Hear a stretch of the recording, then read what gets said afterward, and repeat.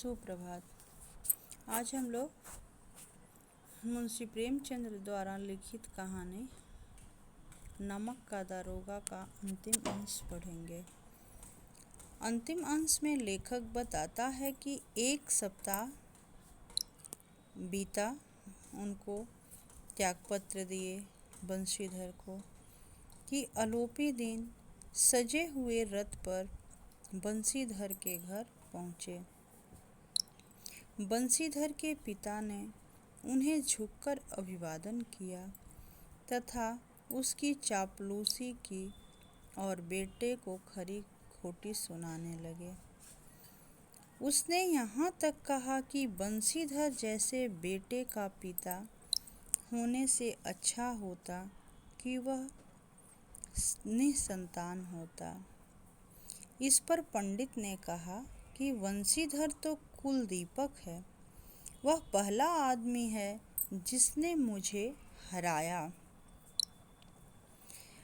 इतने में बंशीधर आया।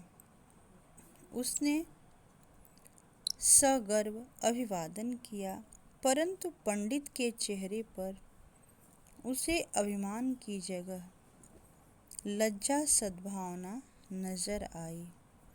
अब बंशीधर ने भी कहा कि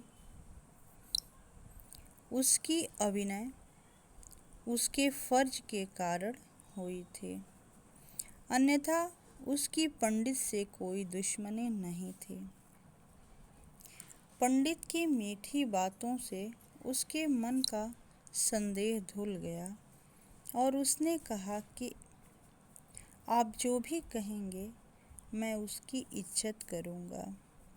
इस पर आलोपी दीन ने कहा कि उस दिन तुमने मेरी बात ठुकरा दी थी, पर आज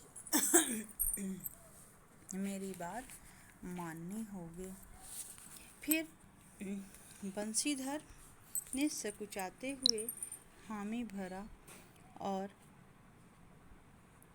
हामी भरते हुए ही पंडित ने अपनी सारी जायदाद का स्थायी मैनेजर बनाने के लिए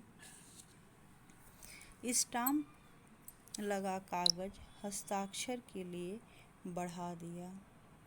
बंशीधर इस बात पर सकपका गया, परंतु आलोपी दीन ने उसके गुणों द्वारा प्रभावित एक मर्मज्ञ, अनुभवी, स्वाभिमानी आदमी को चुन लिया था। जब बंशीधर ने कहा कि वह इस योग्य नहीं, तो पंडित ने कहा कि उसकी तो भगवान से यही प्रार्थना है कि वे तुम्हें हमेशा वही नदी के किनारे वाला जिद्दी, उदंड, कठोर स्वभाव तथा धर्मनिष्ठ दारोगा बनाए रखे। इस प्रकार यह कहानी यथार्थवाद से आदर्शवाद की ओर चली जाती है। पूरी कहानी में कहने का मतलब यह है कि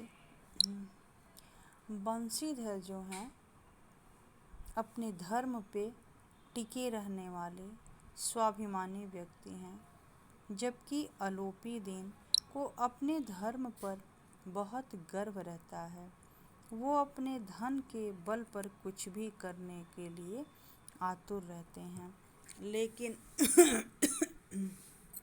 जिस समय नमक से लदी हुई गाड़ियां जा रही थीं और बंशीधर ने उनको पकड़ा, उस समय आलोपी दीन का धन किसी काम नहीं आया और धर्म ने धन को पैरों तले कुचल डाला। वहाँ धन का कोई महत्व नहीं था। बाद में अन्यायपूर्ण निर्णय के कारण